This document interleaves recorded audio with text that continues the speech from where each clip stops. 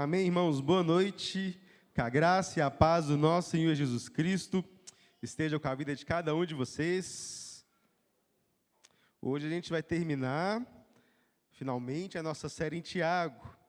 Foram aí 2 meses de bastante profundidade na palavra do Senhor, né? Então vamos abrir lá em Tiago, capítulo 5.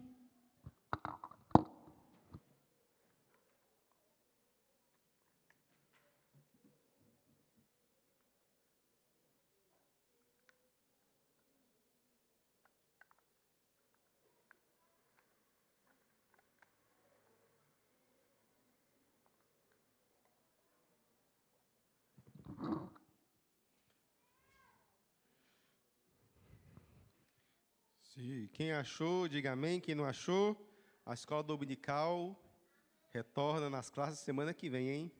Então, a gente vai ter mais informações no final. Então, fiquem atentos. Mas, meus irmãos, vamos ler a partir do versículo 13, a palavra do Senhor. E essa palavra nos diz essa noite: alguém de vocês está sofrendo? Faça oração. Alguém está alegre? Cante louvores. Alguém de vocês está doente? Chame os presbíteros da igreja e estes façam oração sobre ele, ungindo-o com óleo em nome do Senhor.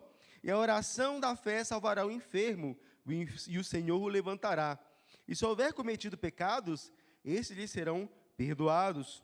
Portanto, confessem seus pecados uns aos outros e orem uns pelos outros, para que vocês sejam curados. Muito pode, por sua eficácia, a súplica do justo.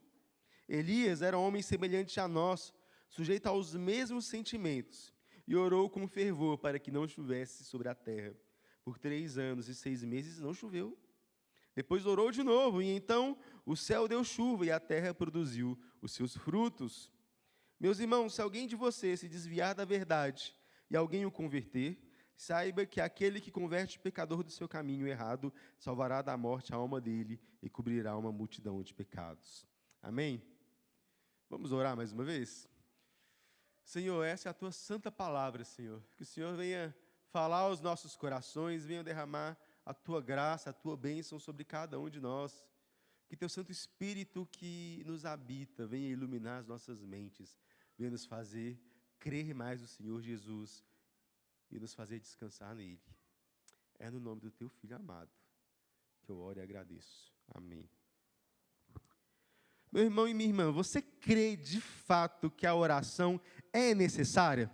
Você crê que a oração ela é eficaz? Crê? Vou contar para vocês a história de um homem chamado George Miller. Ele foi um evangelista e um missionário inglês.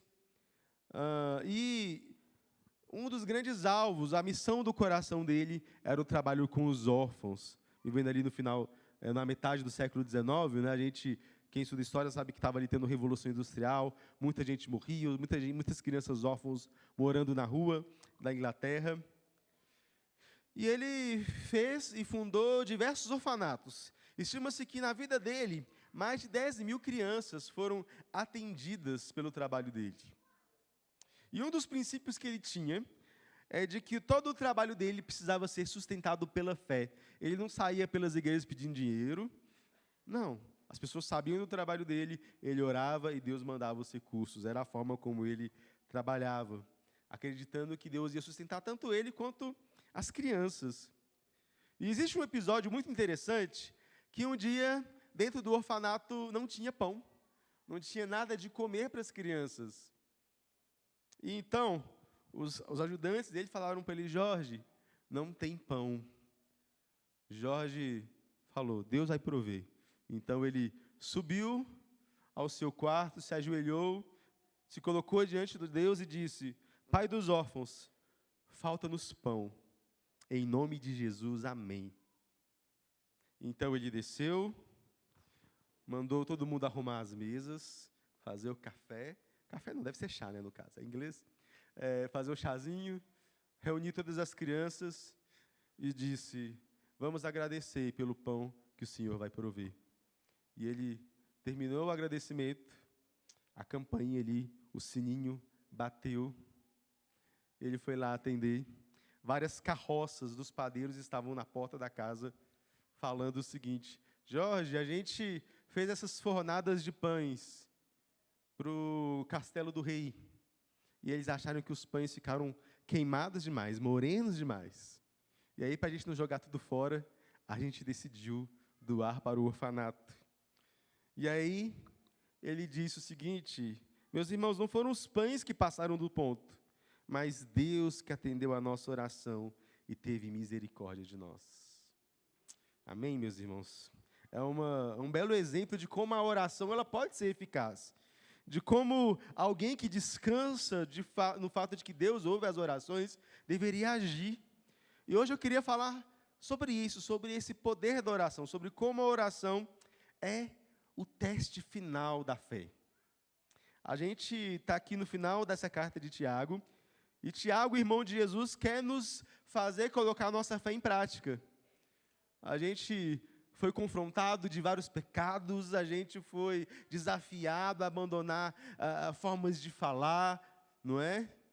A nos arrependermos verdadeiramente, a usarmos nosso tempo com sabedoria, e várias outras lições preciosas que Tiago tem aqui para nós.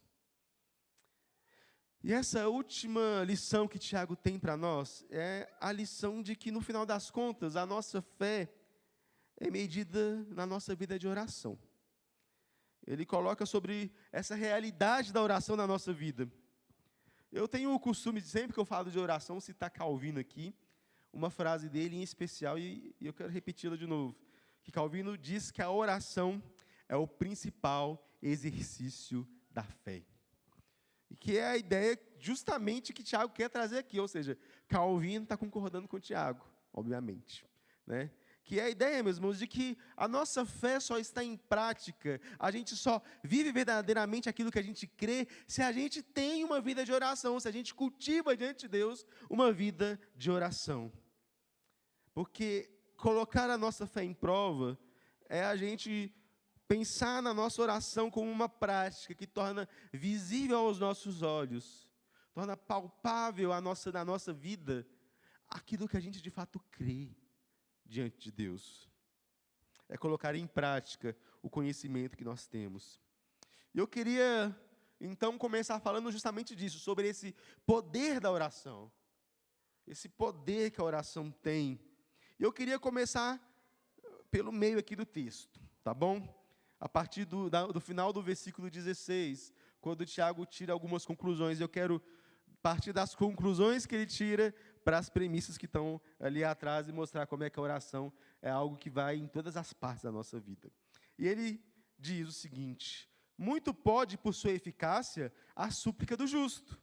Elias era homem semelhante a nós, sujeito aos mesmos sentimentos, e orou com fervor para que não chovesse sobre a terra. E por 3 anos e 6 meses não choveu. Depois orou de novo, e então o céu deu chuva, e a terra produziu os seus frutos. Meus irmãos, essa frase resume tudo, não é? Muito pode, por sua eficácia, a súplica de um justo. Tiago coloca para a gente aqui um princípio, e depois dá para a gente um exemplo. O princípio é: muito pode, por sua eficácia, a súplica do justo. E o exemplo que ele nos dá é a vida do profeta Elias. E o que ele quer nos ensinar aqui, meus irmãos, é que a oração tem algum tipo de poder. Não um poder especial por meio das palavras, se o meio como a gente fala, a gente pudesse controlar tudo. Não. Eu falei aqui semana passada sobre o paganismo, e são os pagãos que pensam que podem controlar tudo a partir de suas palavras, a partir dos seus rituais, a partir daquilo que eles fazem. Não. O poder que a oração tem, meus irmãos, não é um poder na oração em si mesma, mas é o poder de Deus por meio da oração. Entende? Eu costumo dizer que não é que existe uma oração poderosa, não é que existe uma oração que seja grande demais e por isso Deus ouve, não. Existe um Deus poderoso que nos ouve, e esse Deus poderoso que nos ouve faz com que a nossa oração tenha poder, porque Ele nos ouve, Ele quer atendê-las, e é o Deus poderoso que age por nós através da oração. E isso, meus irmãos, traz para a gente um mistério maravilhoso. Um dos mistérios mais lindos da fé. Porque, meus irmãos, Deus é soberano. E a Bíblia toda mostra que Deus é soberano. E o fato de Deus ser soberano significa que Deus faz o que quer. E Deus faz o que quer do jeito que Ele quer. Mas Ele, em sua infinita graça, em sua infinita sabedoria, em seu infinito amor, Ele decide usar a minha e a sua oração para poder agir nesse mundo.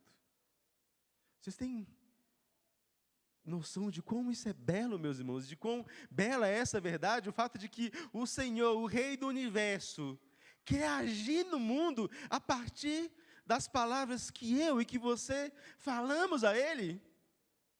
O fato de que Deus quer que a gente, que Deus quer controlar o mundo e quer que a nossa oração seja parte desse controle soberano sobre o mundo. Eu, pequeno pecador que sou, posso fazer grandes coisas porque Deus ouve a minha oração. E isso é de uma beleza tão grande que nos faz pensar sobre como é belo esse poder de Deus que age por meio das orações. É um mistério maravilhoso, a gente não entende como isso funciona. A gente sabe, porque tem muita gente que faz aquela pergunta, né? Se Deus é soberano, e já delimitou tudo aquilo que vai acontecer, então por que orar? Meus irmãos, essa pergunta está errada. A gente só pode orar porque a gente crê que Deus é soberano, que Ele é poderoso, que Ele pode ouvir as nossas orações e que Ele vai fazer aquilo que é melhor para o nosso bem, que Ele vai fazer aquilo que é melhor para nós. Deus é soberano e Ele pode agir por meio das nossas orações. Essa verdade é tão tremenda. É claro, mesmo, que a gente tem que tomar cuidado com o que Tiago está dizendo aqui. Porque a oração é poderosa, é eficaz. E muito pode a súplica de um justo, não é? Qual que é o cuidado que a gente tem que tomar aqui, então?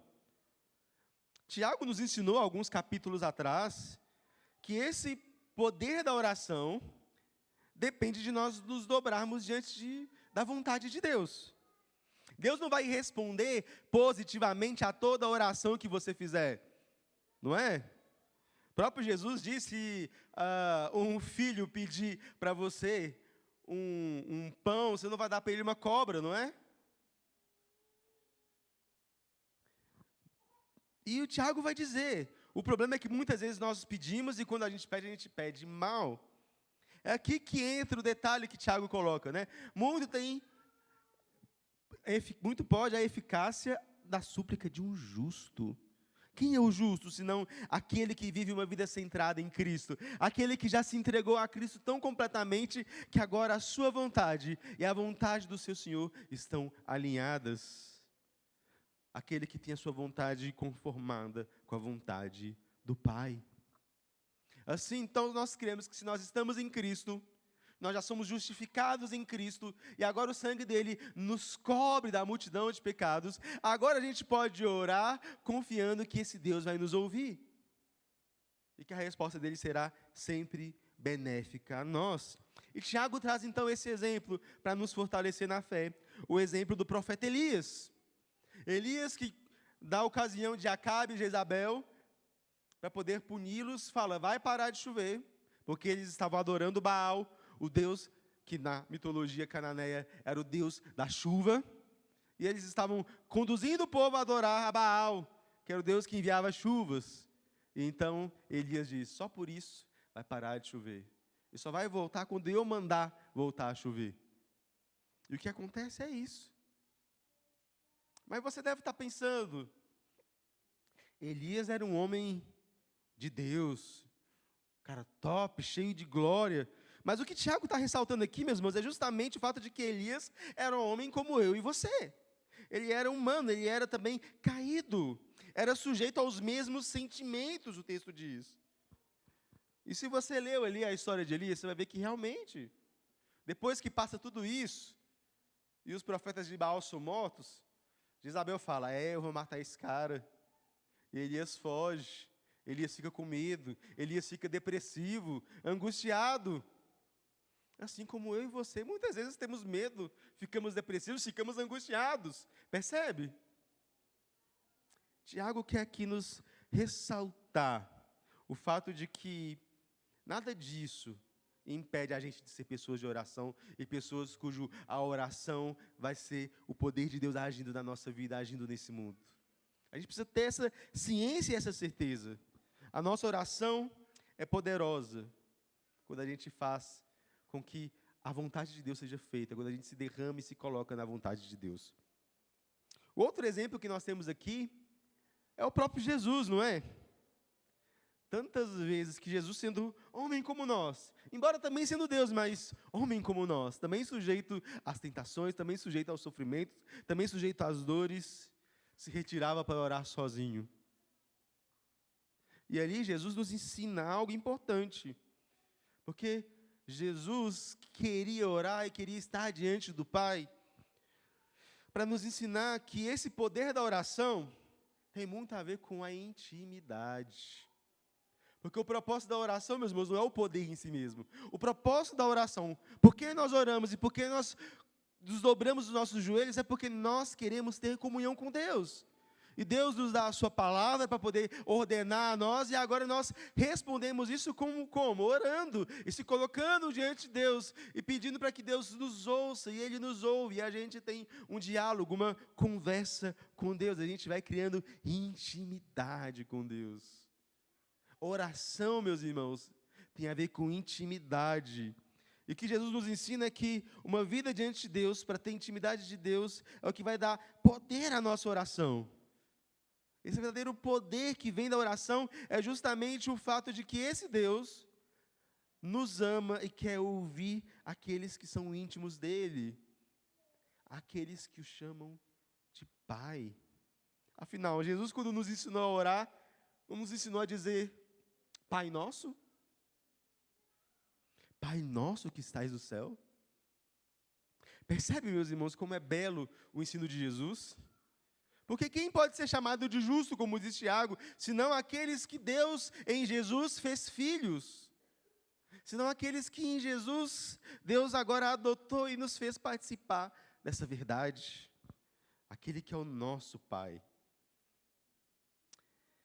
Outro ingrediente fundamental para o poder da oração é a fé, que Tiago tanto fala, não é? Colocar a nossa fé à prova é também a gente orar com fé. Jesus nos ensina algo sobre isso.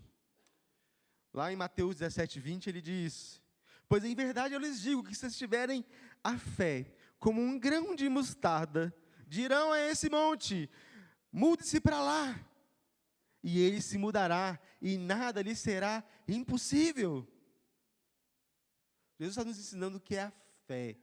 É essa fé que move montanhas, é essa fé que se coloca diante de Deus e sabe que Deus é poderoso. Essa fé que reconhece quem é esse que está diante de nós. É quando a gente tem essa certeza, essa convicção de quem nós somos em Cristo. Nós temos essa intimidade, nós cremos de fato que Deus é quem Ele diz que Ele é. Nós vamos dizer: monte, vá para lá, e o monte vai. Não preciso dizer que Jesus está usando aqui uma figura de linguagem. Não é que o monte literalmente vai para lá, mas é o poder, o modo como Deus age, o modo como Deus está determinado a fazer a vontade dEle a partir de nós. Essa fé que move montanhas, essa fé verdadeira.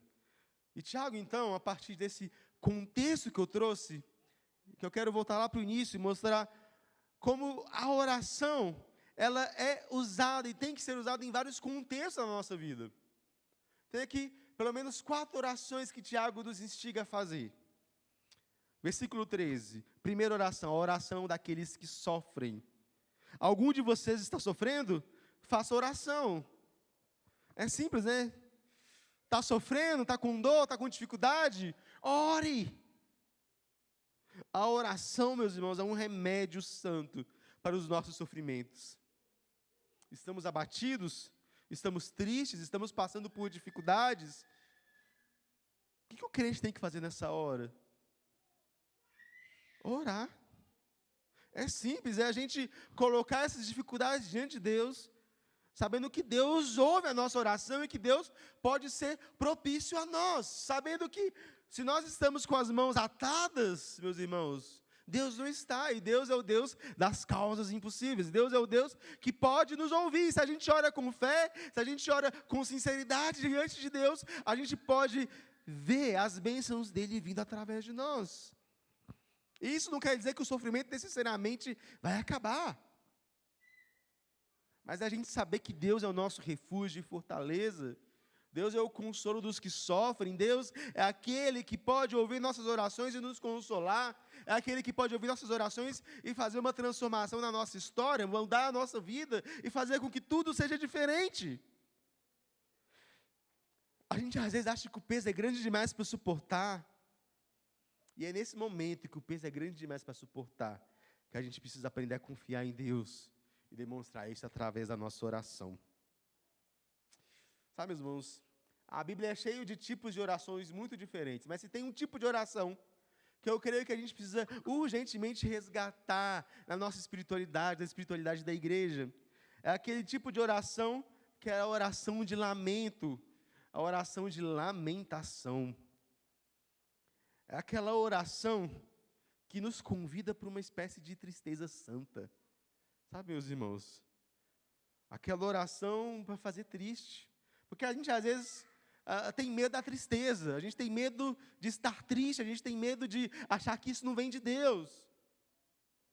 Mas a Bíblia nos ensina que, às vezes, a melhor coisa para fazer quando a gente está passando por sofrimento e está abatido é chorar. E chorando, colocar as nossas causas diante de Deus. Um dos meus salmos de lamento que eu mais gosto é o Salmo de número 13, que começa assim: até quando, Senhor, te esquecerás de mim? Será para sempre? Até quando esconderás de mim o teu rosto? Até quando estarei relutando em minha alma com tristeza no coração a cada dia? Ou até quando meu inimigo se exaltará sobre mim? Olha para mim e responda de mim, Senhor meu Deus, ilumina os meus olhos para que eu não durma o sono da morte. Tem aqui um tipo de tristeza que é muito sincera diante de Deus. Às vezes a gente quer fazer a nossa oração de maneira muito polida diante de Deus, não é?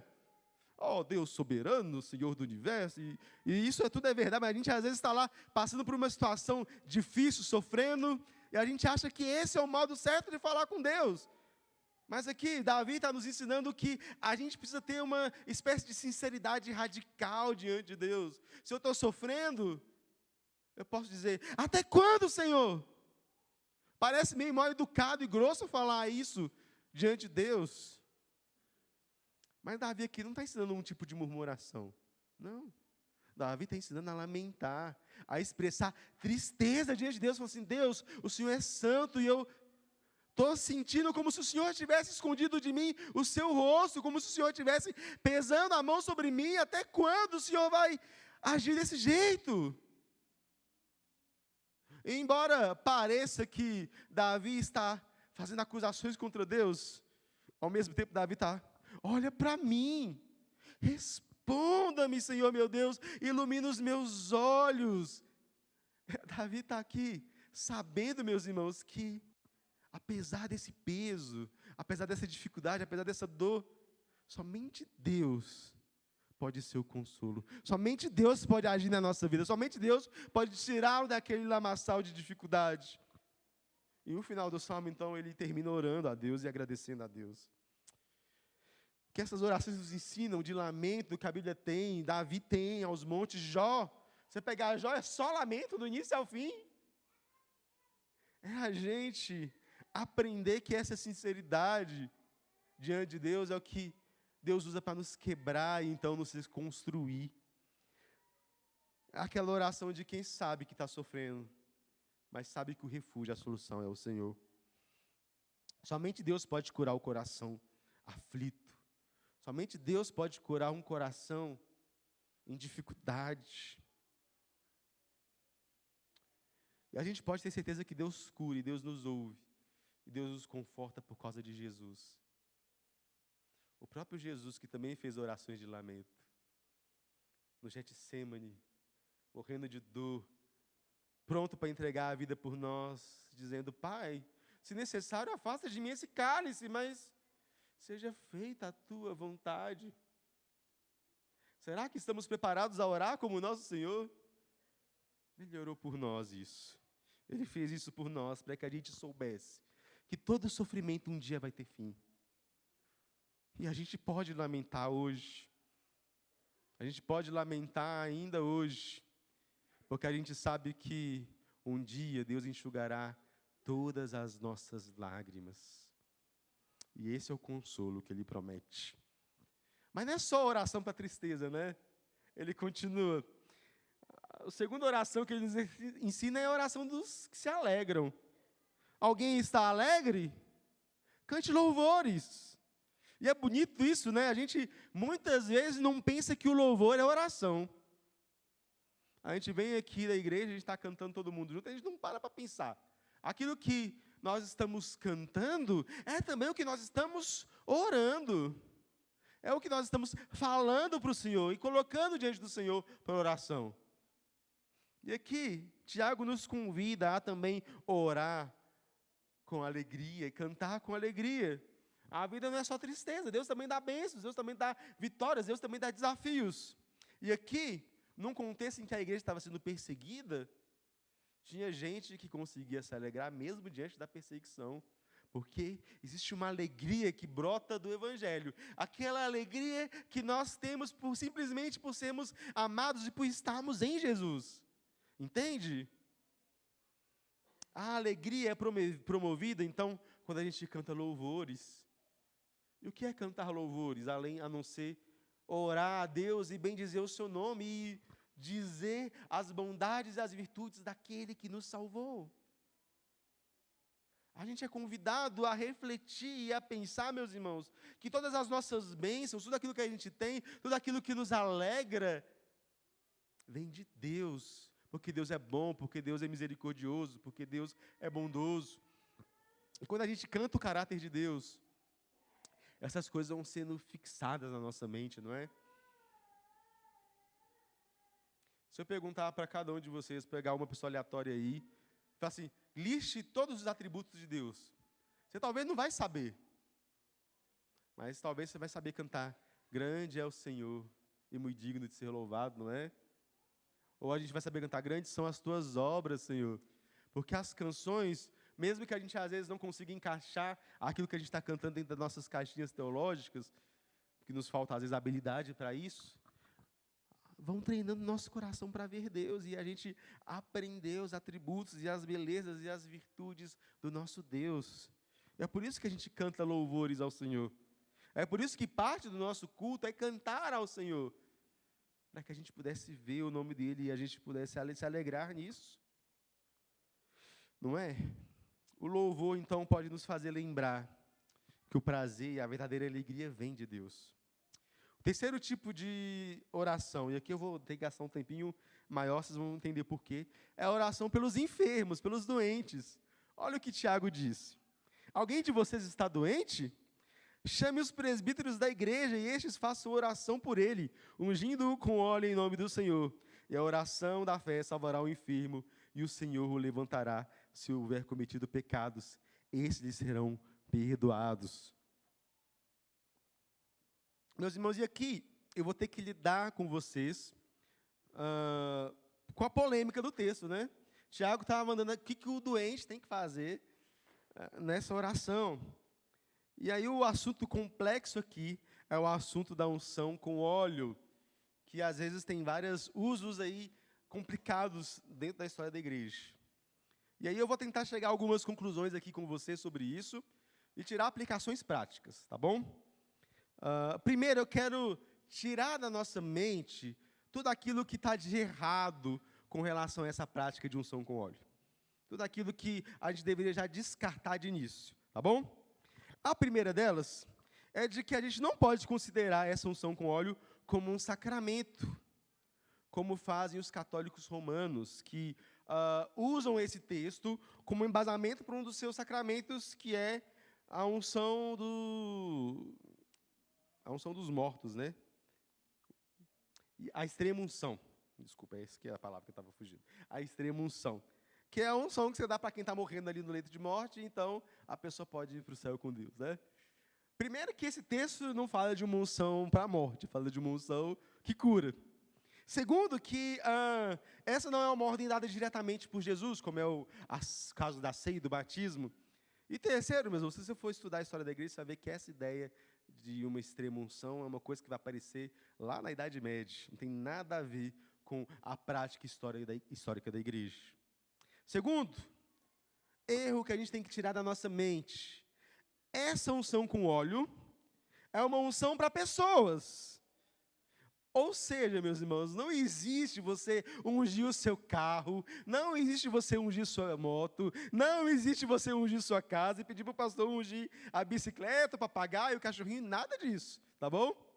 O texto está nos ensinando, está falando sobre unção feita em pessoas. Terceiro, essa é uma unção que tem um objetivo específico. Era uma unção para ser usada em pessoas doentes, e não pessoas com outras necessidades. Então não existe, eu quero uma unção aqui porque eu estou desempregado, ou eu quero uma unção aqui porque eu quero casar logo. Não existe isso, tá bom? Não existe nada disso. Quarto, não é uma unção que cabe no culto público. Aqui, o texto não está falando de uma unção que acontece no culto, mas de pessoas doentes que chamam presbíteros à sua casa para ungirem eles lá. Isso é importante. Uma vez eu fui numa igreja, contar um pouquinho essas histórias, né? Uma vez eu fui numa igreja que tinha a fila do dízimo, e aí todo mundo que ia entregar o dízimo, a mão dele era ungida primeiro antes de entregar. Ou seja, é um uso muito errado do que está sendo explicado aqui por Tiago, né? Não existe isso. Por fim, o quinto e último erro que a gente precisa entender é que não é o óleo que cura. E o texto é muito categórico nisso. O texto é enfático em dizer que o que cura não é o óleo, e não é o ato de estar ungindo aquela pessoa com óleo, mas o que salva, o que cura aquela pessoa é a oração feita pela fé. Ou seja, não é a oração e não é o óleo em si, é a oração e não o óleo em si mesmo que promove a cura, porque a cura vem de Deus. E o Deus o faz por graça. Deus o faz por meio da oração. Além disso, se fosse somente o óleo, estava fácil, né, gente? Era só sair ungindo todo mundo que está doente aí, que todo mundo era curado e pronto. Entende? É o poder da fé, da oração pela fé que cura. E às vezes a pessoa pode estar com a oração pela fé, mas é a senha da pessoa, né? É a hora de mesmo, Deus não vai curar. Entende? Essa é a realidade. Tiago não está ensinando aqui, como eu disse, não está ensinando aqui uma prática pagã que eu vou lá, unja a pessoa e 100% das vezes vai dar certo. Certo? Tirando então todas essas coisas erradas, por que Tiago nos instiga a usar o óleo? E há duas possibilidades aqui. Eu vou dizer qual das duas eu entendo que é a verdadeira. Vou tentar argumentar a partir disso. Mas saibam que existem pessoas que vão pensar diferente de mim. Pessoas, inclusive, que eu admiro muito e que vão ter outras visões. Tá bom? A primeira possibilidade é a de que o óleo tinha um uso medicinal. Na verdade, não é uma possibilidade, é uma realidade. O óleo, antigamente, tinha um uso medicinal. E é uma coisa que está até voltando à moda hoje em dia com os óleos essenciais, né? As pessoas têm usado isso aí para poder tratar algumas doenças e tal.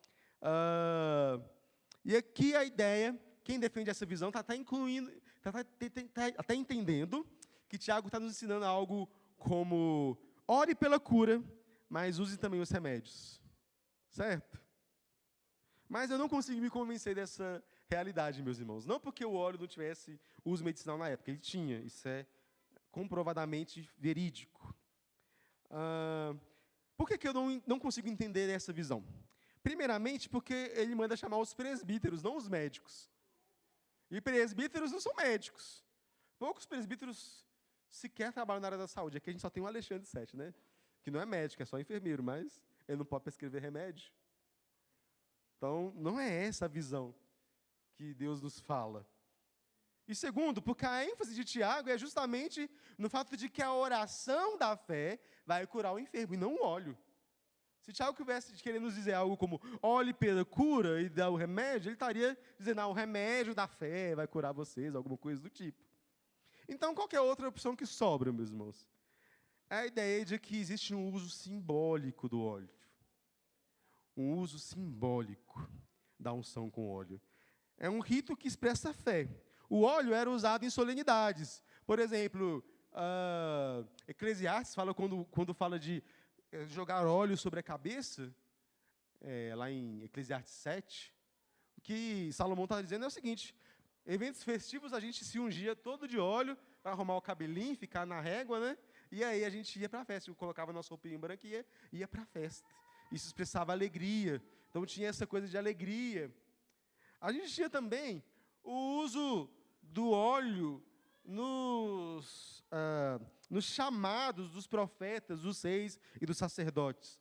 Quando se era estabelecido um rei, se ungia ele com óleo. Mas, principalmente, o uso do óleo também era algo para nos indicar a consagração da pessoa para Deus. Era uma maneira judaica de você usar isso. É uma maneira culturalmente judaica e religiosa de você expressar essa consagração que você está tendo diante para Deus. E aqui a gente precisa ter isso em mente. Tiago está falando para uma comunidade judaica. Então, a ideia de Tiago é o seguinte: pega a pessoa, consagra essa pessoa para Deus com o óleo, purifica ela com o óleo, e então, ore por ela, e a oração da fé vai curá-la. Essa é a ideia que Tiago está fazendo aqui do uso. Tá, pastor, então é uma coisa meio cultural, meio simbólica, que o povo usava no Antigo Testamento. A gente pode usar isso hoje em dia? Aí eu vou dar a resposta da IPB. Pode. As pessoas acham que não, mas a resposta da IPB é que pode. Mas pode como? Considerando tudo aquilo que eu falei lá atrás. A gente não sai ungindo qualquer pessoa, ou não adianta chamar um presbítero ou um pastor para ir para a sua casa ungindo qualquer pessoa para qualquer motivo. Não. Nem ungir objeto, muito menos. É simplesmente o que a IPB diz é o seguinte: fica a cargo de cada pastor, cada presbítero que é chamado a orar numa situação, ver a necessidade, ver a sua crença, ver o seu próprio coração e entender se deve usar ou não no caso de uma pessoa doente que quer que você ore por ele. Entende? Então é isso, meus irmãos.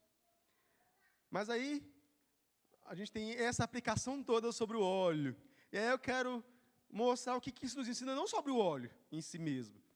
E aí você vai estudar mais depois, tomar seu partido, concordar comigo ou discordar de mim. Mas o que esse texto nos ensina sobre oração de fato?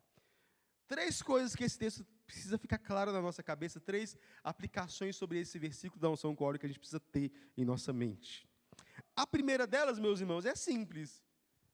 Deus cura por meio de oração. E a gente precisa ter fé de que Deus cura por meio das nossas orações, de que Deus nos ouve. Entende? De que Deus ouve a gente no meio da nossa doença. E Deus vai curar. Seja por meios naturais ou por meios sobrenaturais. E toda cura provém de Deus, meus irmãos. Toda cura vem daquele que é o Senhor e doador da vida. O óleo, aqui, né? Uma coisa que o óleo representa também é o Espírito Santo. Era essa descida do Espírito Santo sobre nós. O Espírito Santo é conhecido num dos nossos credos como o Senhor e doador da vida. Aquele que de fato pode trazer vida. Então, nesse contexto todo, o que o texto está nos ensinando é o seguinte: tem alguém doente, ore por eles. Creia que Deus pode curar e Deus vai realizar curas. E eu creio muito fortemente, meus irmãos, que na nossa igreja, na nossa comunidade, a gente tem visto tantos relatos disso, não é? Esses dias eu estive visitando o Luan, que sofreu um acidente. A Esa está ali, a minha testemunha. Eu fiquei chocado. Porque as notícias que a gente estava era, ele estava entre a vida e a morte. Aí cheguei na casa dele, ele estava andando. Sem muleta, gente. É um milagre que Deus está fazendo. Deus usou muitos médicos, Deus usou muitas mãos para poder curar, mas a gente não pode deixar de olhar e pensar, isso foi um milagre de Deus. E vários outros irmãos, vários outros testemunhos que nós temos para dar diariamente de como Deus tem curado por intermédio dos médicos, mas também por intermédio da nossa oração. Entende? A gente precisa crer que Deus faz curas e Deus realiza milagres ainda hoje em dia. E que Deus vai fazer, porque a gente pode orar e a oração nossa tem poder. E Deus vai ouvir, porque Ele é nosso Pai e ama nos atender. Esse é o princípio que tem que ficar no nosso coração, principalmente. Não a discussão se eu vou usar óleo ou não, entende? Um segundo princípio importante aqui, meus irmãos, e que é algo lindo que a gente precisa aprender, é justamente a gente saber os papéis dos presbíteros e dos pastores da nossa igreja. Porque aqui fala presbíteros, mas os presbíteros são os líderes da comunidade. Na igreja presbiteriana, o nome não é à toa, né? É uma igreja governada por presbíteros. E talvez você não saiba, porque faltou na escola essa lição na classe de novos membros. Mas os pastores são presbíteros também. E aqui, tanto os pastores, que são os presbíteros docentes, quanto os presbíteros, que são os presbíteros regentes, são chamados a abençoar a vida da igreja com as suas orações. E aqui, o texto está nos ensinando um recurso que nós temos para quando a gente fica doente. Você está doente? Chama o presbítero, chama um líder da igreja, para que ele ore por você, para que ele interceda pela sua vida, para que Ele te ajude a suportar esse momento difícil. E é lindo, porque Deus está aqui chamando pastores e presbíteros para orar pelo povo de Deus. E isso não é porque a oração do presbítero tem mais poder, gente. Não é sobre isso. É simplesmente sobre o fato de que nós fomos estabelecidos com essa missão.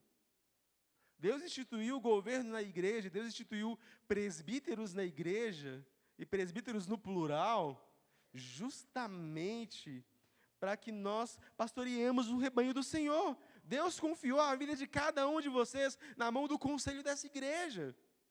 E é nossa função pastorear vocês, orar por vocês.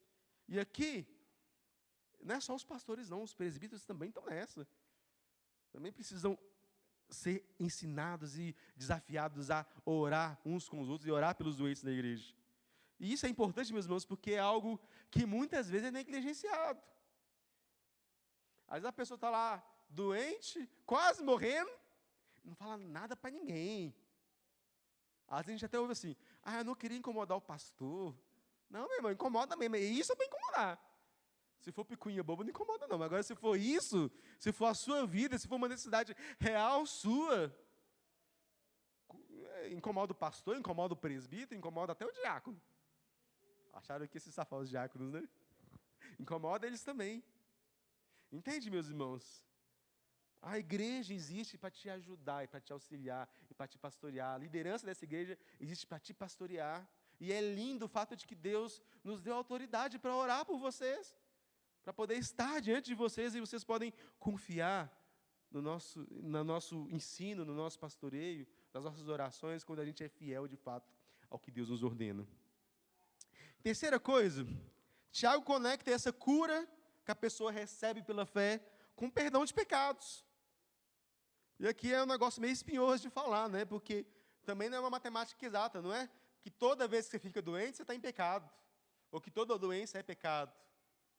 Mas veja bem, Paulo diz que se você estiver tomando a ceia errado, você pode ir de arrasta para cima. Quanto mais você estiver em pecado, você não vai ficar com uma doença, né? E a gente precisa ter essa seriedade, meus irmãos. Hoje em dia, a gente está entendendo um pouco mais a ciência por trás dessas coisas, não é? Às vezes, a sua doença é fruto do seu pecado. E, geralmente, quando é, você vai saber disso. E é por isso que esse perdão de pecados está conectado com a cura. O salmo que a gente leu hoje, 32, versículo 3, Davi diz, enquanto calei os meus pecados e envelheceram os meus ossos pelos meus constantes gemidos todo dia. Está vendo? Tem doença que vem por causa do pecado mesmo, a dor que vem por causa do pecado.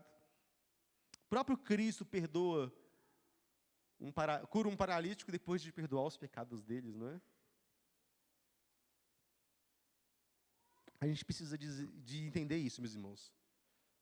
Não dá tempo de elaborar muito, mas é uma verdade.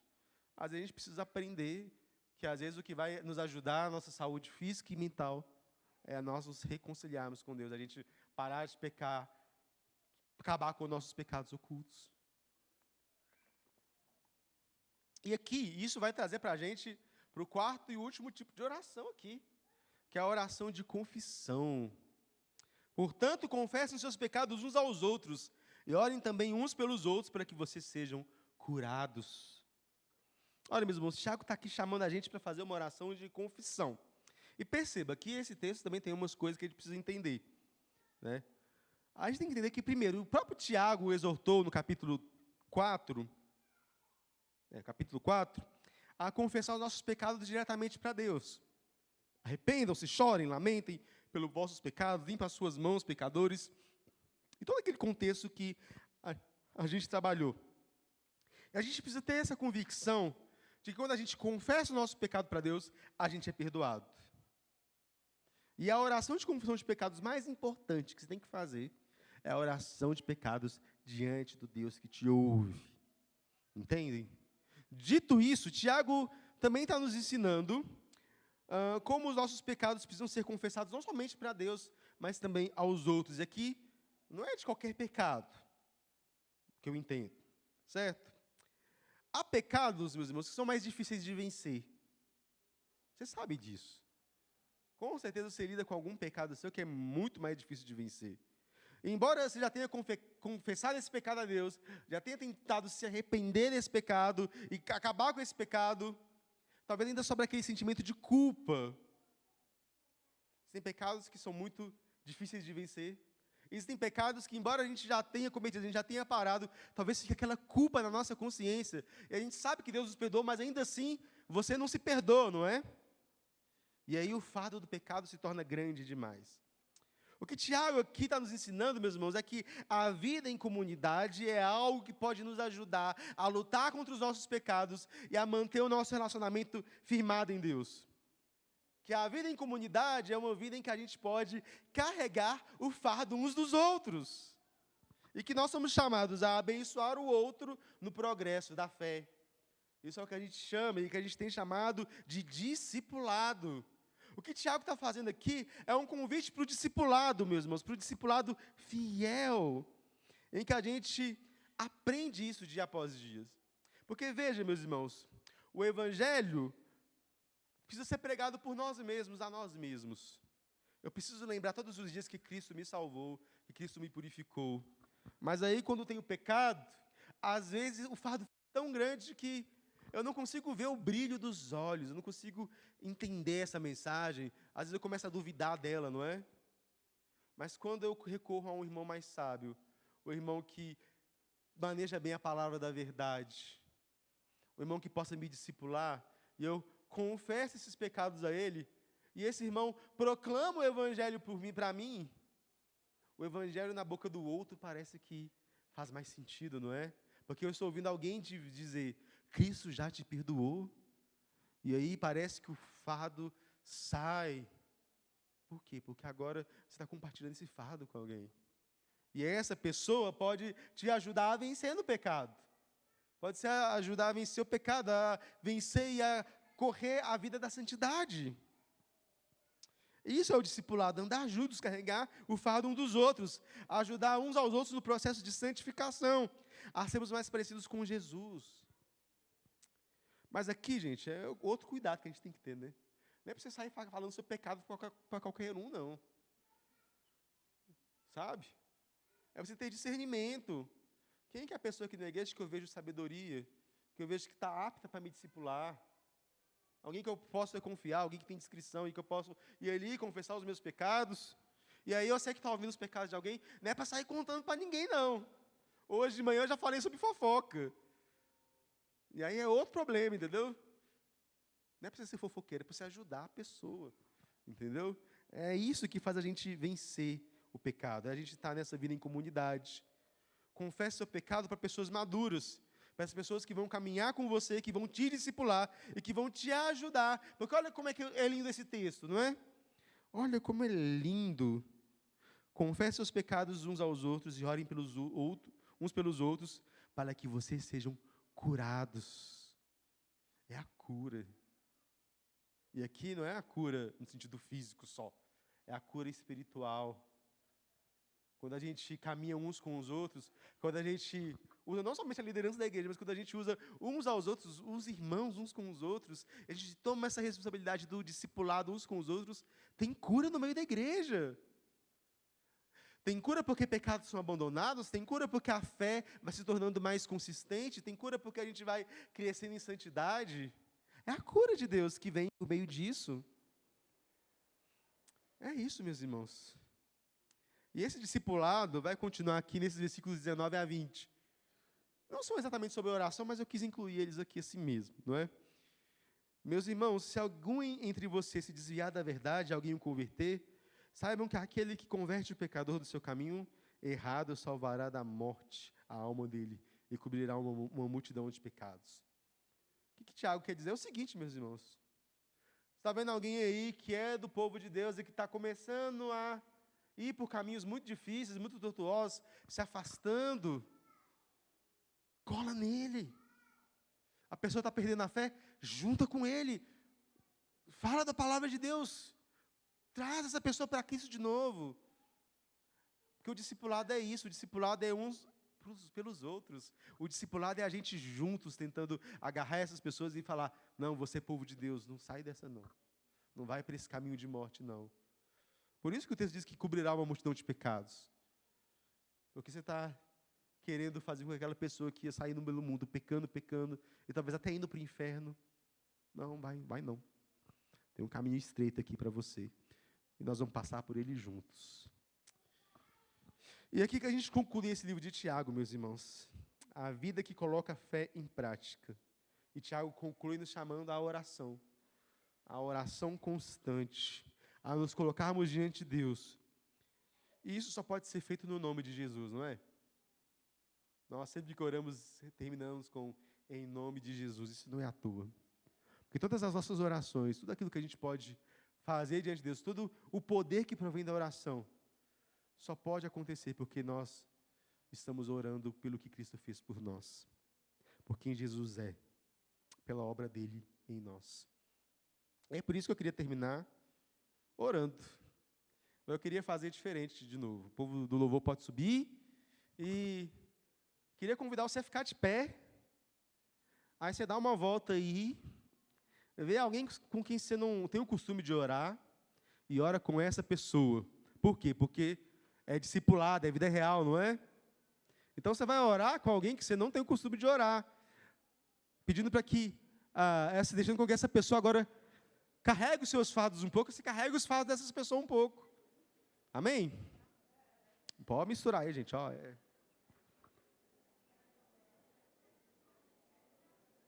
Vamos fazer esse movimento aí.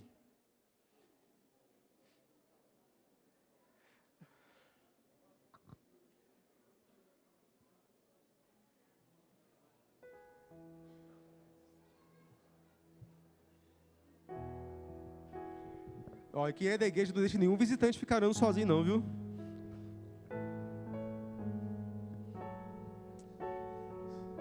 Senhor, nós estamos aqui diante do Senhor, ó Pai. Estamos aqui diante do Senhor, em fervente oração, clamando uns pelos outros, como o Senhor ordena que a gente seja, como o Senhor ordena que a gente faça. Ó Deus, vem derramar a graça do Senhor sobre nós nessa noite. Vem derramar essa graça de nós sermos mais fiéis em oração, de nós sermos mais zelosos nessa oração. Que a gente possa entender essa realidade, Pai, porque nós temos tantas coisas para pedir ao Senhor, tantas súplicas, tantos anseios. Deus, vem ouvir a nossa oração nessa noite. Nós queremos que o Senhor é poderoso para cada súplica, cada necessidade que nós temos, o Senhor é poderoso para suprir.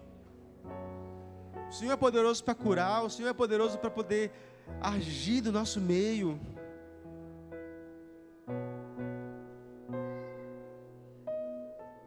Deus, que essas orações possam subir ao Senhor a cada dia, que o Senhor possa nos mostrar a realidade dessa fé, a realidade dessa vida, a realidade dessa doutrina de que o Senhor é soberano, de que nós podemos mover os céus e as terras com essa oração.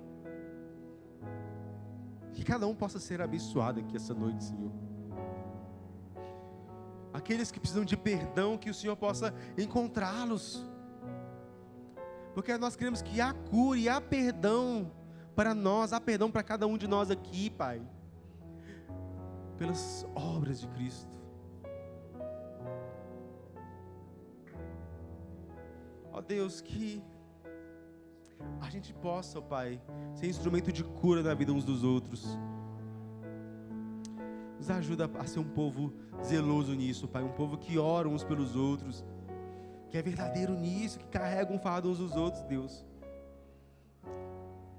É no nome de Jesus, o único nome que tem que ser adorado, que nós louvamos e agradecemos, Pai. Amém, Senhor.